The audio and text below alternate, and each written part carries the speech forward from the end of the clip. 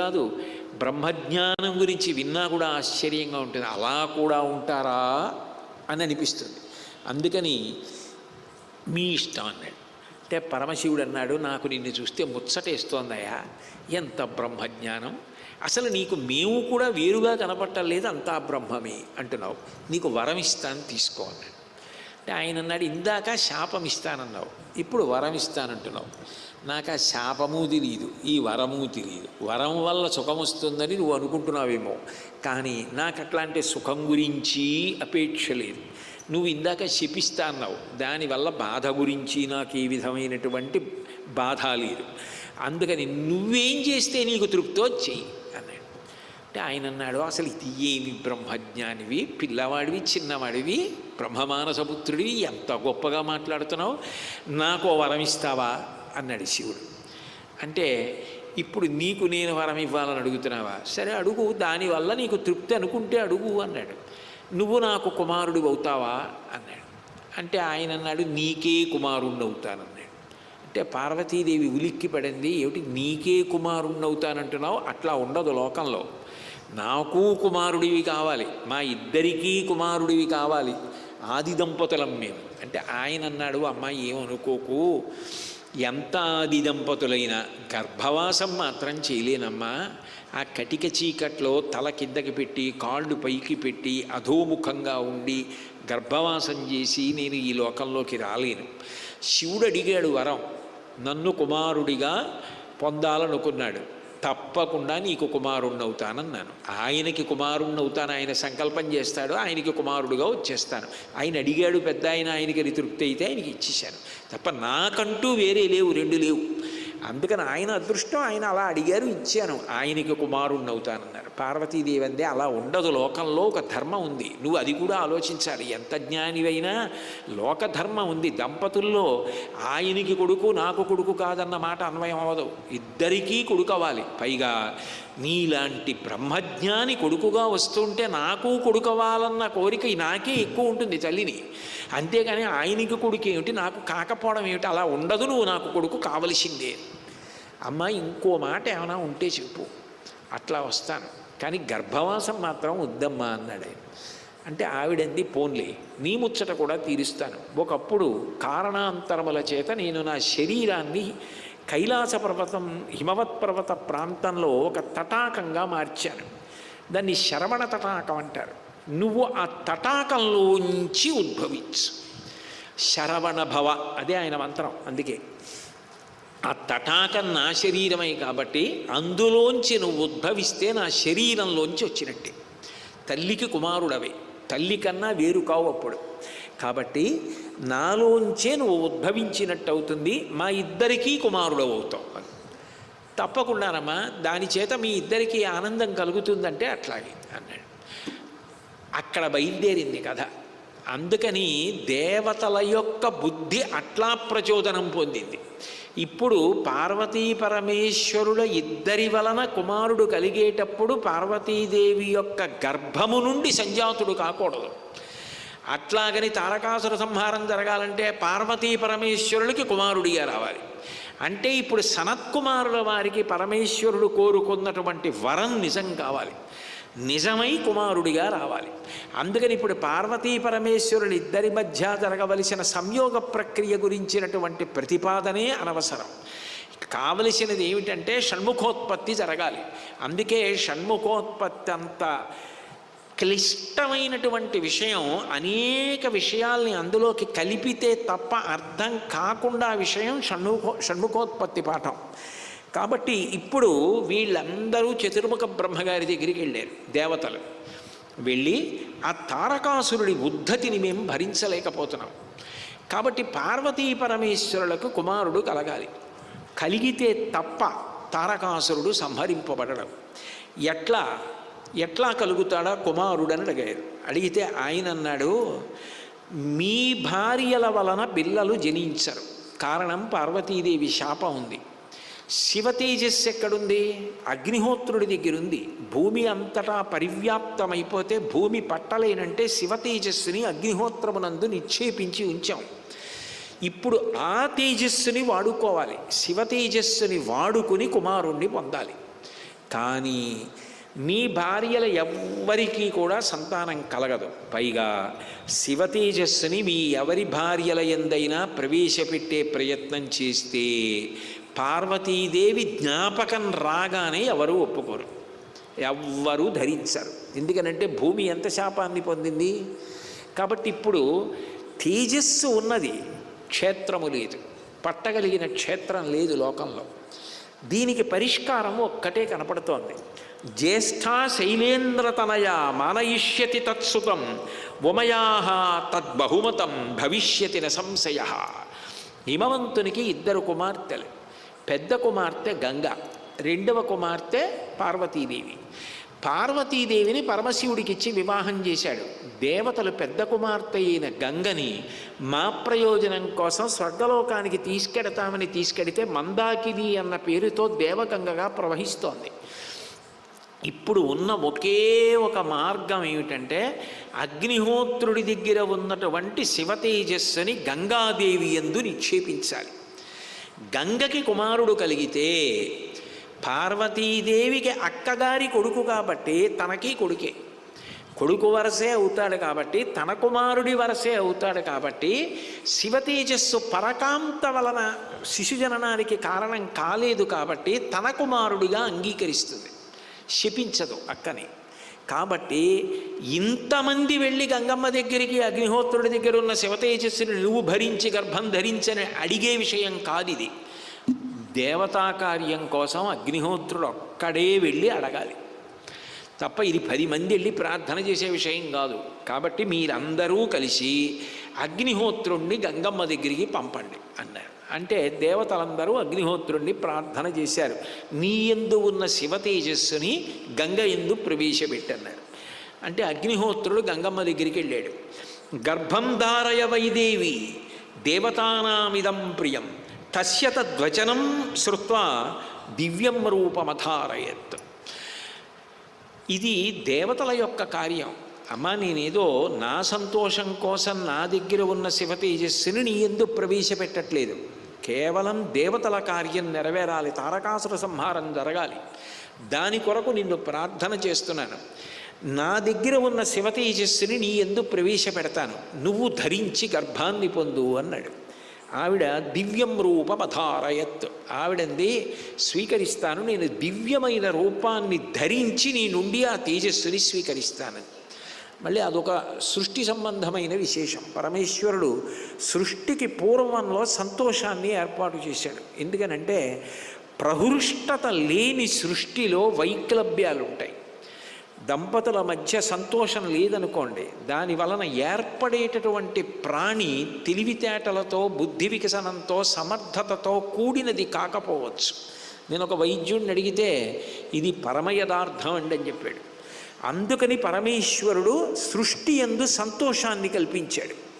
కాబట్టి దివ్యం రూపమధారయత్. ఆవిడ ప్రహృష్టతతో మంచి రూపాన్ని ధరించి వచ్చి అగ్నిహోత్రుడి దగ్గర తేజస్సుని స్వీకరించింది. స్వీకరించిన తరువాత శివ తేజస్సు గంగయందంతటా పరివ్యాప్తమైంది. అశక్తాధారణే దేవా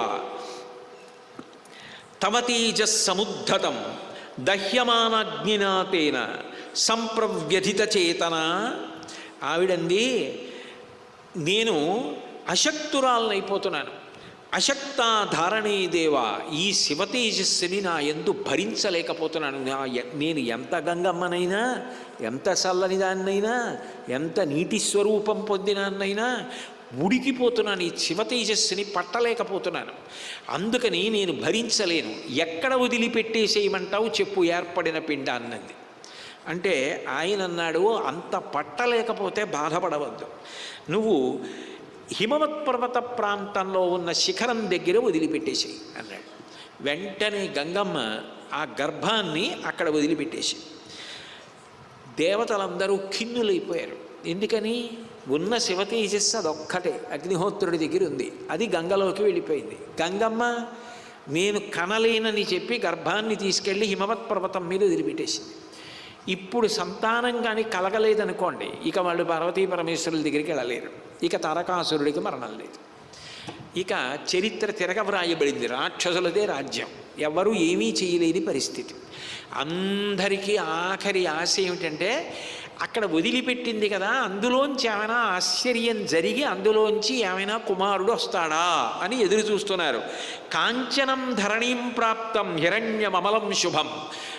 చిత్రం ఏంటంటే అందులోంచి బంగారు కాంతులు వచ్చాయి. పర్వతమంతా కూడా కాంతులతో నిండిపోయి చెట్లు, పర్వతం, కొండ అంతా కూడా బంగారు కాంతులతో నిండిపోయి బంగారు చెట్లు అయిపోయాయా అనిపించింది. సర్వం పర్వత సన్నద్ధం సవర్ణ భవత్వనం జాతరూపమితిఖ్యాతం తదా ప్రభృతి రాఘవ సువర్ణం పురుషవ్యాఘ్ర హుతాశన సమప్రభం తృణవృక్షలతా గుల్వం సర్వం భవతి కాంచనం. అక్కడ ఉన్న చెట్లు బంగారం అయిపోయి చిట్ట చివరికి అక్కడ ఉన్న తృణ వృక్ష లతా గుల్మం, గడ్డి పరకలు, రాళ్ళు మొదలైనవన్నీ కూడా బంగారంగా మారిపోయి అందులో ఉన్నటువంటి క్షారము ఏదుందో అది రాగిగా మారిపోయింది, కొంత ఇనుమైపోయింది భూమితో కలిసి. మలము తగరంగా మారిపోయింది, సీసంగా మారిపోయింది. పిల్లవాడు ఉద్భవించినటువంటి దాఖలా మాత్రం లేదు. అందులోంచి తదగ్నినా పునర్వ్యాప్తం సంజాత శ్వేతపర్వత దివ్యం శరవణంచైవ పావకాదిత్య సన్నిభం యత్ర జాతో మహాతేజా కార్తికేయోగ్ని సంభవ అధోమాంచ శివంచైవ దేవాస్సర్షి గణాస్తదా పూజయామాసురత్యర్థం సుప్రీత మనసస్తతః. అక్కడ ఉన్నటువంటి ఆ పెద్ద కాంతులలోంచి రెల్లు పొదలొచ్చాయి. తెల్లటి బూది పర్వతం ఒకటి ఏర్పడింది. ఆ శరవణ తటాకంలోంచి సుబ్రహ్మణ్యుడు ఒక్కసారి బాలసుబ్రహ్మణ్య స్వరూపంతో స్వామి పైకి లేచాడు. ఆ పిల్లవాడిని చూడగానే అమ్మయ్యా పిల్లవాడు ఏర్పడ్డాడు, ఈయన దేవసేనాపతి అవుతాడు, తారకాసుర సంహారం అవుతుందని 3 లోకాలలో ఉన్న వాళ్ళందరూ కూడా ఊపిరి పీల్చుకున్నారు. పుడుతూనే ఇంతమందికి సంతోషాన్ని కల్పించిన మహానుభావుడు సుబ్రహ్మణ్యుడు. అందుకని గర్భిణీ స్త్రీలందరూ కూడా షణ్ముఖోత్పత్తి చదువుతారు. కుమార సంభవం కాళిదాసు గారు వ్రాసింది చదవరు. రామాయణంలోంచి షణ్ముఖోత్పత్తి సర్గలు చదువుతారు. దాని శబ్దానికి దాని కథకి అంత శక్తి ఉంది అని. కాబట్టి ఆ పిల్లవాడు పుడుతూనే సామాన్య శిశువు ఎలా పాల కోసం రోధిస్తాడో అలా రోధించాడు. ఇప్పుడు ఆ పిల్లవాడికి పాలు ఇవ్వాలి కాబట్టి తా క్షీరం జాతమాత్రస్య కృత్వా సమయముత్తమం దదుహు పుత్రోయమస్మాకం సర్వాసామితి నిశ్చితాః తతస్తు దేవతాః సర్వాః కార్తికేయ ఇతి బ్రువన్ పుత్రత్రైలోక్య విఖ్యాతః భవిష్యతి సంశయః. ఈ పిల్లవాడు పుట్టగానే పాల కోసం ఏడుస్తున్నాడు. ఇప్పుడు పాలు ఇవ్వకపోతే శిశువు ఏమైపోతాడు? ఎవరిస్తారు పాలు? అందుకని అక్కడ కృత్తికలు కనబడ్డారు. కృత్తికలు అంటే మాతృకలు. వాళ్ళు ఆ మాతృకల వంక చూసి దేవతలందరూ అడిగారు, మీరు మాతృకలు కదా, కారణజన్ముడు మహానుభావుడు దేవసేనాపతి శివతేజస్సు వలన జన్మించినవాడు అగ్నిగర్భంలోంచి వచ్చాడు కాబట్టి పావకి అని పేరు. స్కందుడు గర్భము స్కాలిత్యమును పొంది పుట్టినవాడు కాబట్టి స్కందుడు. అంత బ్రహ్మజ్ఞానమునకు నిధి అయినవాడు కాబట్టి సుబ్రహ్మణ్యుడు. స్వామినాథుడు. స్వామి అన్న పేరు ఒక్కటే అని ముందు ఏమీ అనకపోతే అది సుబ్రహ్మణ్యుడికి అన్వయం. స్వామి అంటే స్వం సమస్తం తనదిగా కలిగినవాడు అని. కావాలంటే మీరు అవరకోశం చూడొచ్చు. స్వామి అన్న మాట సుబ్రహ్మణ్యుడికి అన్వయం. మీరు స్వామి అని వదిలేశారనుకోండి, ఇది సుబ్రహ్మణ్యుడికి అన్వయం. కాబట్టి అంతటి మహానుభావుడు, అంతటి దేవసేనాపతి పరాక్రమశాలి పుట్టాడు. ఆయనకి పాలు ఇవ్వాలి కదా అని అడిగారు. వెంటనే ఆ కృత్తికలు 6 కూడా మేమిస్తాం పాలని బయలుదేరారు. బయలుదేరి ఆ పాలు వాళ్ళు 6 ఇచ్చారు. 6 ఇచ్చిన పాలు స్వీకరించడానికి 6 ముఖాలతో పాలు తాగాడు. 6 ముఖాలతో పాలు త్రాగినవాడు కాబట్టి షణ్ముఖుడయ్యాడు. గృహీత్వా క్షీరమేకాహ్న సుకుమార వపుస్తథ అజయత్సేన వీర్యేణ దైత్యసేన గణాన్ విభు. ఆయన వెంటనే 6 ముఖాలతో 6 తల్లులు కృత్తికల నుండి పాలు స్వీకరించాడు. అయితే ఈ కృత్తికలు ఒక షరతు విధించారు. ఈ పిల్లవాడికి మేము తీసుకొచ్చి పాలిచ్చాం కాబట్టి భవిష్యత్తులో ఈ పిల్లవాడిని మా పిల్లవాడు అని మీరు అంగీకరించాలి. కృత్తికల కొడుకు కార్తికేయుడు కాబట్టి కార్తికేయుడన్న పేరు వీడికి మా పేరు మీదుగా రావాలి. భవిష్యత్తులో ఈ పిల్లవాడికి తల్లి స్థానం మేము పొందాలి. అంటే షణ్ముఖోత్పత్తి జరిగినప్పుడు 6 పాలు తేవడం ఎంత గొప్ప విషయం. పాలు తెచ్చి నైవేద్యం పెట్టడం కూడా అంత గొప్ప విషయం అవుతుంది కదా. కాబట్టి ఆ కృత్తికలు పాలు తీసుకొచ్చి ఆయనకి తల్లులై కార్తికేయుడు అయ్యాడు. ఆయన దేవసేనాపతిగా అభిషేకం చేశారు. ఒక్కరోజు మాత్రమే పాలు తాగాడు. వెంటనే ఆయన యవ్వనంలోకి వచ్చి ఆ రాక్షస సైన్యాన్నంతటినీ కూడా పరిమార్చి తారకాసుర వధ చేసి లోకాల అంతటా కూడా శాంతి సౌభాగ్యాల్ని స్థాపించాడు. అట్లా చేసి ఇప్పటికీ దేవసేనాపతిగా ఆయన సుబ్రహ్మణ్యుడుగా లోకంలో అందరి యొక్క ఆరాధనని అందుకుంటూ ఉంటాడు. వాల్మీకి మహర్షి రామాయణంలో అంటారు, కుమార సంభవశ్చైవ ధన్య పుణ్యస్తథైవ చ భక్తశ్చయ కార్తికేయే కాకుచ్చ భువిమానవ ఆయుష్మాన్ పుత్ర పౌత్రైశ్చ స్కంద సాలోక్యతాం వ్రజేత్. సర్వసాధారణంగా అసలు వాల్మీకి మహర్షి ఎక్కడా కూడా ఫలశ్రుతి చెప్పరు. కానీ అటువంటి వాల్మీకి మహర్షి ఈ స్కందోత్పత్తికి ఫలశ్రుతి చెప్పారు. కుమార సంభవశ్చైవ, ఆయన వాడిన మాట కుమార సంభవం. కుమార అంటే పార్వతీ పరమేశ్వరుల యొక్క కుమారుడు కాబట్టి కుమార. అందుకే ఆ పిల్లవాడు పర్వతం మీద కనపడగానే అందరూ కూడా అధోమాంచ శివంచైవ, ఉమాదేవికి పరమశివుడికి ఇద్దరికీ దేవతలందరూ నమస్కారం చేశారు. మేము అవధి మీరి ప్రవర్తించాం కానీ మీ అనుగ్రహ విశేషం చేత ఈ కుమారుడు లభించాడు, మాకు పార్వతీదేవి అనుగ్రహించిందని దేవస్సర్షి గణాస్తదా పూజయామాసురత్యర్థం సుప్రీత మనస్తతః. వాళ్ళందరూ మనసా నమస్కరించి పూజించారు.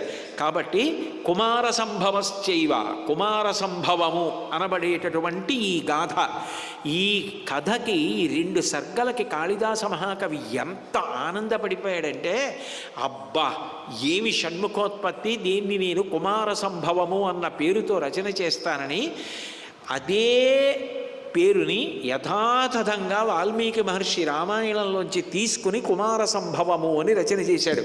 కాబట్టి కుమార సంభవశ్చైవ ధన్య పుణ్యస్తథైవ చ.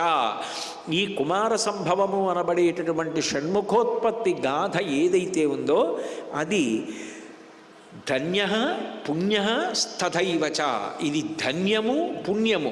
ఈ గాథ చెప్పడం వినడం కూడా అంత గొప్ప విషయం. అందున మంగళవారం సుబ్రహ్మణ్యేశ్వర స్వామి వారికి చాలా పట్టెక్కువ. అటువంటి మంగళవార ప్రదోషంలోకి సంపూర్ణ రామాయణ ప్రవచనాంతర్గతంగా షణ్ముఖోత్పత్తి రావడం కేవలం సుబ్రహ్మణ్యేశ్వర స్వామి వారి యొక్క అనుగ్రహం. కాబట్టి భక్తశ్చయ కార్తికేయే కాకుత్స భువిమానవ. ఎవరైతే సుబ్రహ్మణ్యేశ్వర స్వామి వారికి భక్తులైన వారు ఉంటారో వాళ్ళందరూ కూడా ఆయుష్మాన్ పుత్ర పౌత్రైశ్చ, వాళ్ళు దీర్ఘాయుష్మంతులవుతారు, పుత్రుల్ని పౌత్రుల్ని పొందుతారు. స్కంద సాలోక్యతాం వ్రజేత్, స్కందలోకాన్ని పొందుతారు. అంటే సుబ్రహ్మణ్య లోకాన్ని అంత్యకాలమునందు పొందుతారు అని. సుబ్రహ్మణ్యేశ్వర స్వామి వాడు ఎంత శక్తివంతుడు అంటే, తండ్రి అయినటువంటి పరమశివుణ్ణి అంత సంతోషపెట్టినటువంటి వాడు సుబ్రహ్మణ్యుడే. ఎందుకనంటే ఒకప్పుడు ఆయన స్వామిమలైలో మహాజ్ఞానిగా ఉంటాడు. చిన్న కౌపీనం కట్టుకుని కొండ మీద నించుని ఉంటాడు. అక్కడికి వెళ్ళి పరమశివుడు అడిగాడు, ప్రణవానికి అర్థం నువ్వేదో చాలా బాగా చెప్తావుట, ఏది ప్రణవానికి అర్థం చెప్పమన్నాడు. నిజానికి విద్యలన్నీ ఎవరి దగ్గర నుంచి వచ్చాయి? పరమశివుడి దగ్గర నుంచి వచ్చాయి. అటువంటి తండ్రికి తండ్రి సంతోషించేటట్టు ప్రణవార్థం చెప్పాలి. ఏది నువ్వేదో బాగా చెప్తావుట, గొప్ప జ్ఞానివిట, ఏది చెప్పు అన్నాడు. అంటే సుబ్రహ్మణ్యుడు అన్నాడు, నాన్నగారు లోకంలో ఒక మర్యాద ఉంది కదా, చెప్పేవాడు పైన కూర్చోవాలి, వినేవాడు కింద కూర్చోవాలి. అంతేగాని చెప్పేవాడి కన్నా వినేవాడు పైకి ఉండకూడదు. కాబట్టి మీరు కిందకి కూర్చోండి, నేను పైకి కూర్చుని చెప్తానన్నాడు అని ప్రణవానికి అర్థం చెప్పాడు. చెప్తే ఇంత పరమశివుడు, నేను ఇన్ని మాటలు ప్రణవార్థం చెప్పాను కానీ ఇంత గొప్ప ఆలోచన నాకు రాలేదురా, ఎంత బాగా చెప్పావు. ఇన్నాళ్ళకి సమస్త జ్ఞానమునకు ఆలవాలమైన నాకన్నా బాగా చెప్పి నీ చేతిలో నేను ఓడిపోయేటట్టు చేసి కొడుకు చేత సత్కారము పొందేటట్టు చేశావు. కొడుకు చేతిలో ఓడిపోవడం కన్నా తండ్రికి గొప్ప సత్కారం ఇంకేది ఉండదు. నాకన్నా నా కొడుకు గొప్పవాడయ్యాడని ఓడిపోయి తండ్రి సంతోషం పొందుతాడు. పుత్రాది చేత్ పరాజయం, నీ చేతిలో ఓడిపోయి నేను విజయాన్ని సాధించాను రా, నీలాంటి కొడుకుని కన్నందుకు పొంగిపోయాను రా అన్నాడు. అంటే పరమశివుణ్ణికి జ్ఞానోపదేశం చేసినటువంటి కొడుకు సుబ్రహ్మణ్యుడు. సుబ్రహ్మణ్యుడు ఎంత గొప్పవాడంటే భక్తుల్ని అంత ఆదరిస్తాట. నేను ఒకప్పుడు ఆ దక్షిణ దేశంలో తిరుచెందూరు యాత్రకు వెడుతున్నాను. వెళ్ళే ముందు ఎందుకో కాంచీపురం వెళ్ళాను. వెడితే శంకర విజయేంద్ర సరస్వతి స్వామి వారి దర్శనం చేసుకుని ఆయన దగ్గర ఆశీర్వచనం తీసుకుని బయలుదేరుతుంటే ఆయన అన్నారు, ఇక్కడి నుంచి ఎక్కడికి వెడుతున్నావు అన్నారు. తిరుచెందూరు వెడుతున్నానన్నారు. తిరుచెందూరులో ఏం చూస్తావు అని అడిగారు నన్ను. అయితే సుబ్రహ్మణ్యేశ్వర స్వామి వారి దర్శనం చేసుకుందామని అన్నాను. అంటే ఆయన అన్నారు, తిరుచెందూరులో ఒక గొప్ప శివలింగం ఉంది చూశావా అన్నారు. నేను ఇప్పుడు చూడలేదు అన్నాను. సుబ్రహ్మణ్యేశ్వర స్వామి వారి దేవాలయానికి వెనకాతల చిన్న శివాలయం ఉంది, అందులో ఒక శివలింగం ఉంటుంది. శంకరాచార్యుల వారు వెనక్కి పిలవబడితే అక్కడికి వెళ్ళి నిలబడితే ఆయన ప్రమేయం లేకుండా ఆయన నోటి వెంట వచ్చింది భుజంగం. భుజంగం అంటే అదొక వృత్తం. భుజంగంలో స్తోత్రం చేయడం అందరికీ సాధ్యం కాదు. ఆ భుజంగ వృత్తం చెయ్యాలన్నా శిఖరిణి చెయ్యాలన్నా చాలా కవిత్వంలో సమర్థత ఉండాలి. శంకరాచార్యులు వారు సౌందర్యలహరి శిఖరిణి వృత్తంలో చేశారు. భుజంగ స్తోత్రాలు ఎన్నో చేశారు ఆయన. శారదా భుజంగ ప్రయాతాష్టకము అని ఒకటి చేశారు. సుబ్రహ్మణ్య భుజంగం ఆయన చేసిన వాటిల్లో చాలా ప్రసిద్ధి. భుజంగం అంటే ఎండుటాకుల మీద పాము పాకి వెళుతోందనుకోండి, ఎంత చిన్న శబ్దం వస్తుందో అటువంటి శబ్దం అంతర్లీనంగా స్తోత్రంలో ఉంటుంది. అట్లా విడితే దాన్ని భుజంగం అంటారు. సుబ్రహ్మణ్యుడే భుజంగ రూపంలో ఉంటాడు. అది మామూలు పాము అని కాదు దాని అర్థం. ఊర్ధ్వముఖ చలనం చేసేటటువంటి పాము. కన్నంలోకి కిందకి వెళ్ళిపోయే పావంటే మనిషిలో తయారైనటువంటి తేజస్సు సుఖం కోసమని అధోముఖ స్ఖలనం పొందితే కన్నంలోకి వెళ్ళిపోతున్న పాము. పైకి లేచిన పాము అన్న దానికి గుర్తు ఏమిటంటే ఆ తేజస్సు ఓజోశక్తిగా మారడం, అది సుబ్రహ్మణ్యుడంటే. కాబట్టి ఆయనే భుజంగంగా ఉంటాడు. ఆయన ఎంత జ్ఞానాన్ని ఇస్తాడంటే అని శంకర విజయేంద్ర సరస్వతి స్వామి వారు నాకు చెప్పిన మాట. శంకరాచార్యుల వారు ఆ శివలింగం దగ్గరికి వెళ్ళి నిలబడ్డారు నమస్కారం చేస్తూ. అప్రయత్నంగా సుబ్రహ్మణ్యేశ్వర స్వామి అనుగ్రహ విశేషం చేత ఆయన నోటి వెంట స్తోత్రం వచ్చేసింది. అందుకే ఆ స్తోత్ర ప్రారంభం అలా ఉంటుంది అని చెప్పారు నాకు. నజానామి శబ్దం నజానామి చార్థం నజానామి పద్యం నజానామి గద్యం చిదేకా షడాస్యా హృదిద్యోతతో మే ముఖాన్నిస్సరంతే గిరశ్చాపి చిత్రం మయూరాధిరూఢం మహావాక్యగూఢం మనోహారి దేహం మహచ్చిత్తగేహం మహీదేవదేవం మహీదేవదేవం మహావేద భావం మహాదేవ బాలం భజే లోకపాలం అని ఆయన మొదటి శ్లోకంలోనే చెప్పారు. నజానామి శబ్దం.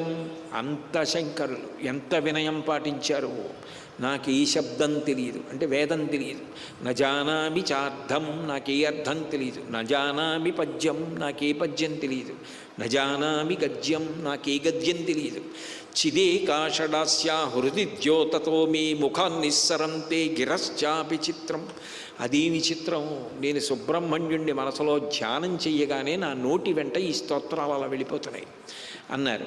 మహానుభావుడు నెమలి మీద వెడుతుంటాడు. నెమలి మీద వెడుతున్నాడు అంటే దాని అర్థం ఏమిటంటే కాలాన్ని అధివసించి ఉంటాడని. షణ్ముఖుడు అందుకే 6 ఋతువులు కాలం మారుతున్న కాలంగా ఆయనే కాలాతీతుడై అధివసించి ఉంటాడు.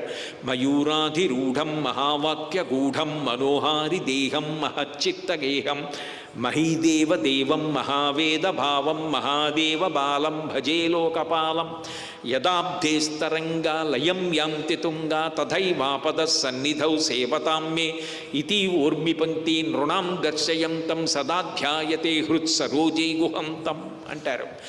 సముద్రపు ఒడ్డునుంటాడు, అలలు వచ్చి కొడుతుంటాయి కొండని. ఆ తిరుచెందూరు గొప్పతనం ఏంటంటే, నేను తిరుచెందూరు వెడుతున్నప్పుడు శంకర విజయేంద్ర సరస్వతి స్వామి వారు నువ్వు ఆ శివలింగాన్ని దర్శనం చెయ్యన్నారు. శివలింగాన్ని దర్శనం చెయ్యంటే ఎలా దర్శనం చేస్తాం స్వామి, సుబ్రహ్మణ్యుడి గుడులు ఉంటాయి కానీ వెనక శివాలయం ఉంది కదా, తగుదనమ్మా నేను ఎడతానంటే ఎట్లా అన్నారు. నీకు నేను ప్రత్యేకంగా కబురు చేస్తాను, నిన్ను తీసుకెళ్ళి చూపిస్తారులే అన్నారు. ఆయన అనుగ్రహ విశేషం చేత నేను తిరుచెందూరు వెళ్ళినప్పుడు అర్చకులు నన్ను తీసుకెళ్ళి ప్రత్యేకం ఆ తలుపులు తీసి వెనక్కి తీసుకెడితే అక్కడ శివాలయం, శివలింగం చూసి ఇక్కడ కదా శంకరుడు సుబ్రహ్మణ్య భుజంగం చేశారని నేను ఆశ్చర్యపోయాను. జగద్గురువుల అనుగ్రహంతో ఆ శివాలయం చూడగలిగాను నేను. ఆ సముద్రపు కెరటాలు కొడుతుంటాయి. సుబ్రహ్మణ్య తత్వం ఎంత సత్యం అంటే, ఇప్పటికీ మీరు తిరుచెందూరు వెళ్ళి స్వామిని దర్శనం చేసుకుని ప్రదక్షిణంగా వెనక్కి వెడితే దేవాలయం వెనకాతల గోడ మీద కొన్ని చిత్తరువులు ఉంటాయి. తిరుచెందూరు దగ్గర సునామీ వస్తుంది అని నిర్ణయించారు ఆ రోజుల్లో. సునామీ వస్తే ఆ కొండ గుడి అంతా మునిగిపోయి సముద్ర జలాలంతా పైకి వస్తాయని నైవేద్యం పెట్టేసి గుడి తలుపులు వేసేసి వెళ్ళిపోయారు. ఇప్పటికి పైన చిత్తరువులు మేము వెడితే మాకు చూపించారు, ఇక్కడే ఉంది తను కూడా.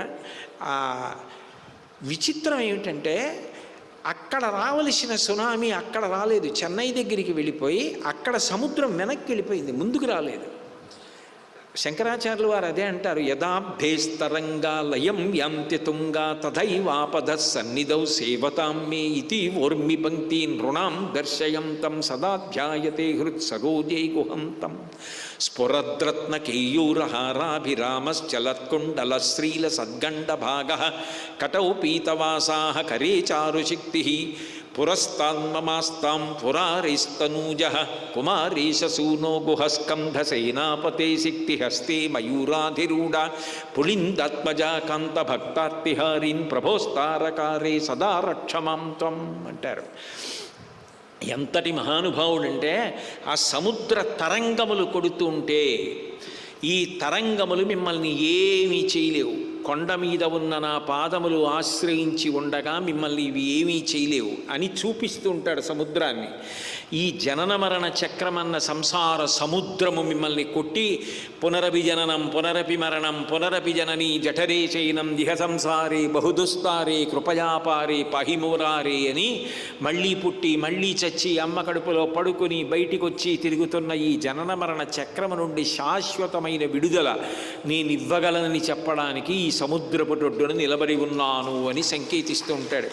సుబ్రహ్మణ్యేశ్వర స్వామి వారి యొక్క విశేషం ఎంత గొప్పది అంటే, ఇందాక నేను ఇక్కడ ముత్తుస్వామి దీక్షితారు వారి కీర్తన పాడింది ఒక పాప, చాలా అందంగా చాలా బాగా పాడింది. అందులో వాక్పతి అంది. వాక్పతి అన్న మాట నిజానికి సరస్వతీదేవి భర్త గారి అయినటువంటి బ్రహ్మగారికి అన్వయం.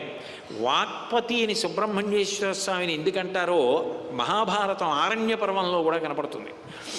సుబ్రహ్మణ్యేశ్వర స్వామి వారి గొప్పతనం ఏమిటంటే, ఆయన యందు భక్తి కలిగిన వాడెవరుంటాడో అటువంటి వాడికి చేతకాని విషయాలు కూడా వాడి చేత పలికించేస్తారు. ఆయన ఆవహించి పలికిస్తారు. దానికి ప్రత్యక్ష సాక్ష్యం ఇప్పటికుంది. కాంచీపురంలో కుమారకోష్టం ఉంటుంది. ఆ కుమారకోష్టంలోనే చంద్రశేఖరేంద్ర సరస్వతి మహాస్వామి వారు తనకి తెలియకుండానే సన్యాసిని తీసుకునే ముందు స్నానం చేశారు. ఆ కుమారకోష్టం ఉండడం కూడా విచిత్రంగా ఉంటుంది. సోమాస్కంధ స్వరూపంగా ఉంటుంది. సోమాస్కందుడని పార్వతీ పరమేశ్వరుల మధ్య చేతులెత్తి ఆడుకుంటుంటాడు సుబ్రహ్మణ్యుడు. అటువంటి రూపాన్ని చూసినట్టయితే సంతానం రక్ష చేయబడతారంటారు. సోమాస్కంద స్వరూపం అంత గొప్పది. కాంచీపురంలో సుబ్రహ్మణ్యుడు విలియడమే అలా విలిశాడు. ఏకాంబరేశ్వరుడి గుడికి కామాక్షి గుడికి మధ్యలో కుమారకోష్టం ఉంటుంది.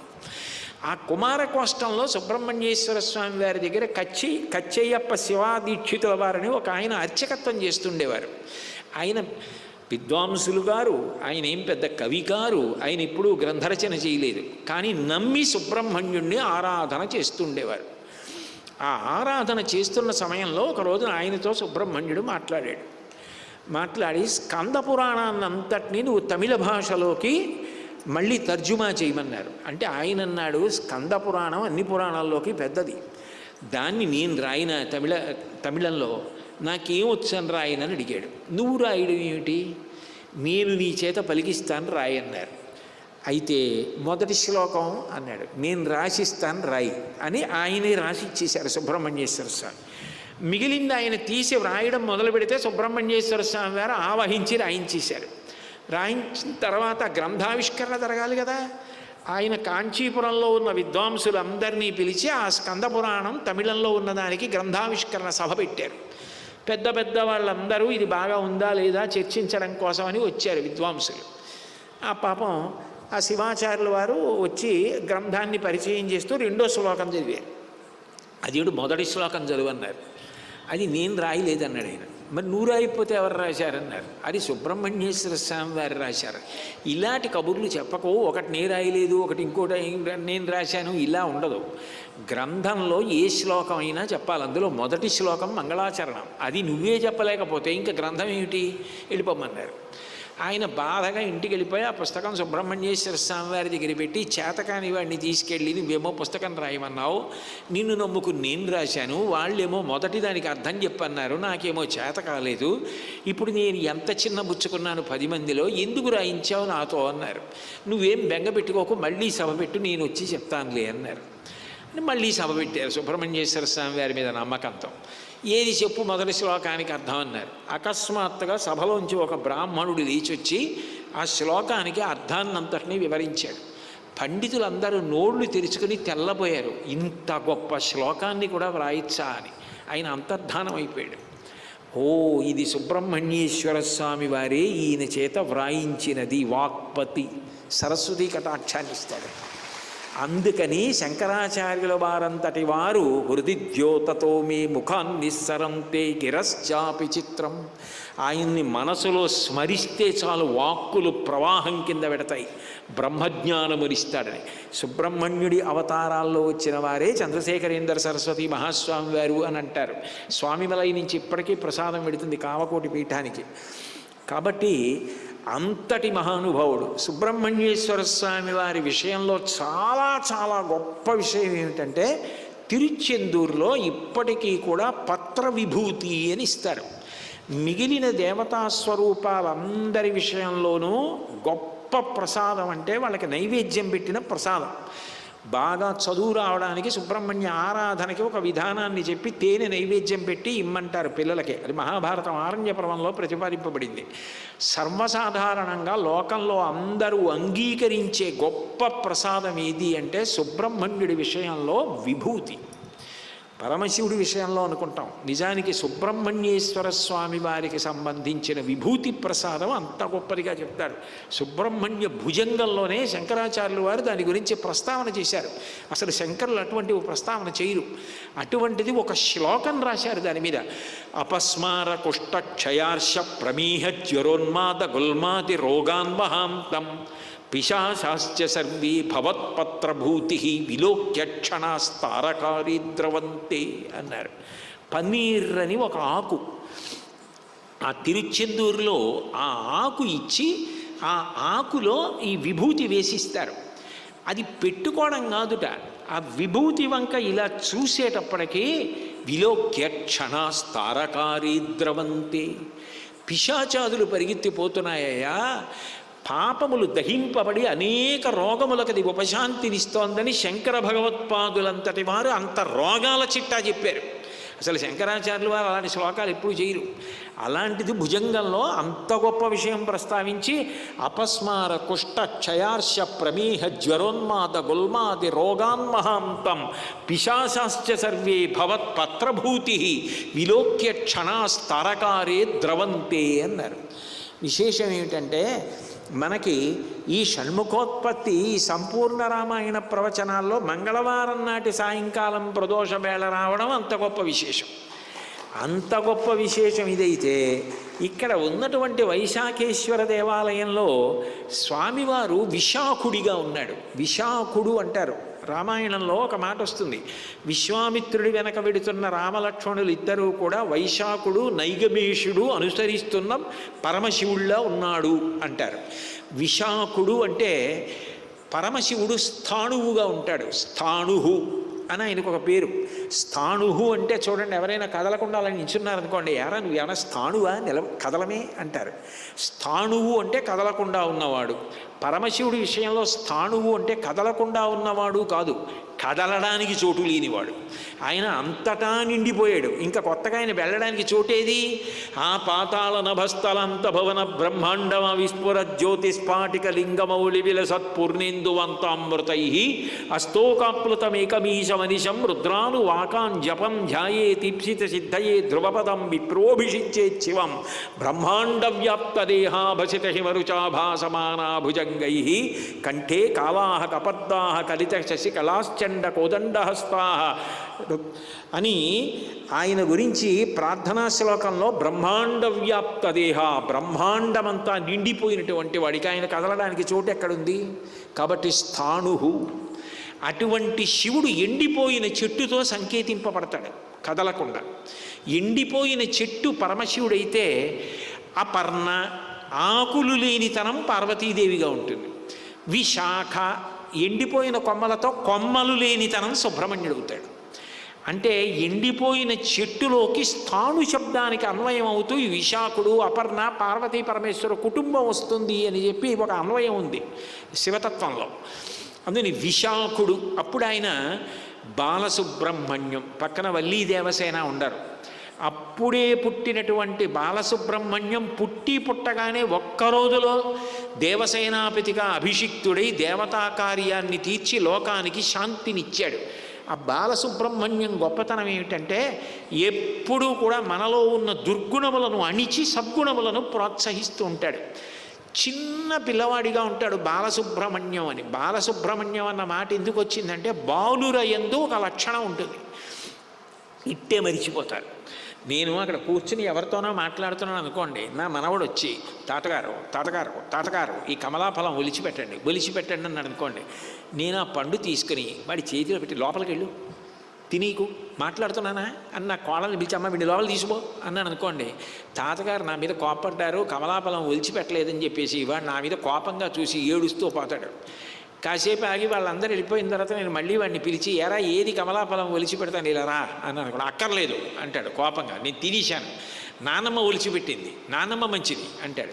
నేను వాడిని పిలిచి కాసేపు ఏదో కబుర్లు చెప్పో కథ చెప్పి వాడిని కాళ్ళ మీద పడుకోబెట్టి పైకి కిందకి ఎత్తి ఆడించి చేశాను అనుకోండి, వాడు మర్చిపోయి మళ్ళీ తాతగారండి కథ ఎంత బాగుందో అని పక్కన కూర్చుంటాడు. ఇట్టే మరిచిపోతారు పిల్లలు. మన అపరాధములను అంత తొందరగా మరిచిపోయి గ్రహించే రూపం బాలసుబ్రహ్మణ్య స్వరూపం. పక్కన ఉన్న వైశాఖేశ్వర దేవాలయంలో బాలసుబ్రహ్మణ్యుడిగా ఉన్నాడు. అందుకే అంత చిన్న మూర్తిగా ఉన్నాడు శూలం పట్టుకుని. అది వాళ్ళ అమ్మది, అమ్మయే శక్తి శూలమైంది. అందుకే ముమ్మూర్తుల అమ్మ పోలికి అంత అందంగా ఉంటాడు. శివుడు అందగాడే. కాబట్టి ఆ బాలసుబ్రహ్మణ్యం ఇవాళ ఇక్కడికి వచ్చాడు. ఆయన మరి ఇవాళ కుమార సంభవం షణ్ముఖోత్పత్తి అయింది కదూ. బాలసుబ్రహ్మణ్యం అనగానే చాలా చాలా గొప్ప విషయం ఏమిటి? 6 కృత్తికలు ఆయనకి పాలు తేవాలి. మామూలుగా ఎలా తెస్తారు? ఆయనకి మంగళవాద్యంతో ఆ పాలు తీసుకుని వస్తే నైవేద్యం చేస్తారు. చేసి సుబ్రహ్మణ్యుడి విషయంలో చాలా గొప్ప విషయం ఏమిటంటే హారతిని చూడడం. ఎందుకనంటే పంచాయతనం పూజ పెట్టారు శంకరాచార్యుల వారు, షణ్మత స్థాపనాచార్యుల వారు. పూజ పంచాయతనం. సుబ్రహ్మణ్యుడిని పూజలో చెప్పలా. ఎందుకు చెప్పలేదంటే మొదట వెలిగించిన దీపం, ఆఖరణ వెలిగించిన హారతి, ఈ 2 జ్యోతులు కూడా సుబ్రహ్మణ్యుడే. అందుకని దీపాలన్నిటినీ ఆపి ఇవాళ హారతి చూపిస్తారు. ఆ హారతి జ్వాల కాబట్టి ఎక్కడ ఉన్నా కనపడుతుంది. అదే సుబ్రహ్మణ్య స్వరూపం. అయిపోయిన తరువాత ఇలా వేదిక మీదకి వచ్చి బాలసుబ్రహ్మణ్యానికి నమస్కారం చేసిన తర్వాత పన్నీర్ ఆకుకి ప్రత్యామ్నాయం తమలపాకు. ఎందుకంటే తమలపాకుకి నాగవల్లి అని పేరు. అది ఎలా పుట్టిందో చెప్తారు.